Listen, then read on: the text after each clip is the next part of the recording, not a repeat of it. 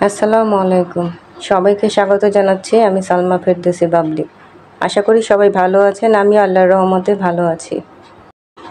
আজকে আমি নিয়ে এসেছি চাপলা মাছের দো পেঁয়াজার রেসিপি। অনেকেই হয়তো এভাবে করে থাকেন, আবার অনেকেই করেননি এখনও। তো যারা করেনি তাদের জন্যই আমার এই রেসিপিটি। গরম ভাতের সাথে এই দো পেঁয়াজাটা খেয়ে দেখবেন, অসম্ভব মজাদার হয়। আশা করি রেসিপিটি সবার ভালো লাগবে। চলুন রেসিপিটি শুরু করা যাক। এখানে আমি চাপলা মাছ কেটে ধুয়ে পরিষ্কার করে নিয়েছি। এখানে আমি দিয়ে দেব হাফ চা চামচ হলুদের গুঁড়া, স্বাদমতো লবণ আর হলুদ দিয়ে আমি ভালো করে এটা মেখে রাখবো 10 মিনিটের মতো। চুলায় আমি একটা প্যান বসিয়ে দিয়েছি, এতে পর্যাপ্ত তেল দিয়ে দিয়েছি মাছগুলো ভাজার জন্য। তো আমি একে একে মাছগুলোকে গরম তেলে দিয়ে দেব। তেলটা আসলে পর্যাপ্ত গরম হতে হবে, মাছগুলো না হলে ভালোভাবে ভাজা হবে না। তো গরম তেলে মাছগুলো দিয়ে দিলাম এবং এক পিঠ হলেই আমি অপর পিঠ উল্টে দেব। এর আগে উল্টে দিলে মাছ ভালো করে ভাজা হবে না, খুলে আসতে পারে বা লেগে যেতে পারে। তো আমার এক পিঠ হয়ে গেছে খুবই ভালোভাবে। দেখুন, আমি এখন প্রতিটা মাছকে উল্টে দেব। এভাবে উল্টে পাল্টে মুচমুচে করে ভেজে নেব মাছগুলোকে। দেখুন, মাছগুলো ভাজা হয়ে গেছে। এখন আমি মাছগুলোকে তুলে রাখবো।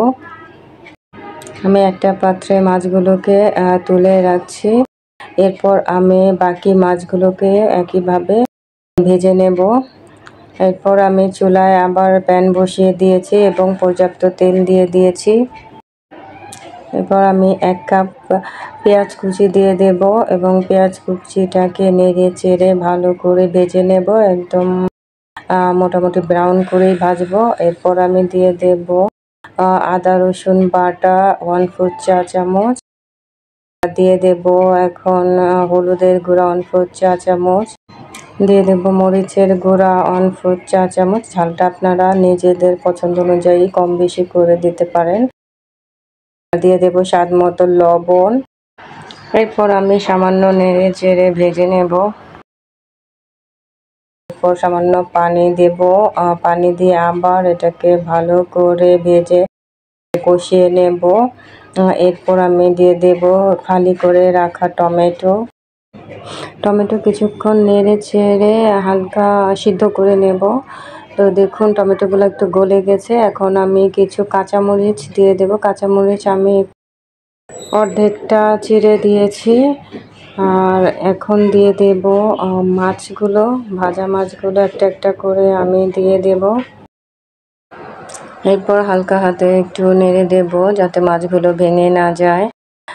এরপর দিয়ে দেব ধনেপাতা কুচি দিয়েও আবার একটু নেড়ে চেড়ে মিশিয়ে নেব। তো তৈরি হয়ে গেল চাপলা মাছের দো পেঁয়াজা। অসম্ভব মজাদার এই দো পেঁয়াজাটা একবার হলেও ট্রাই করে দেখবেন। আশা করি রেসিপিটি সবার ভালো লেগেছে। রেসিপিটি যদি ভালো লেগে থাকে তো ফ্রেন্ডস অ্যান্ড ফ্যামিলির সাথে শেয়ার করবেন। আবার হাজির হব নতুন কোনো রেসিপি নিয়ে। সবাই ভালো থাকুন, সুস্থ থাকুন, সুন্দর থাকুন, নিরাপদে থাকুন। আজ এই পর্যন্তই। আল্লাহ হাফেজ।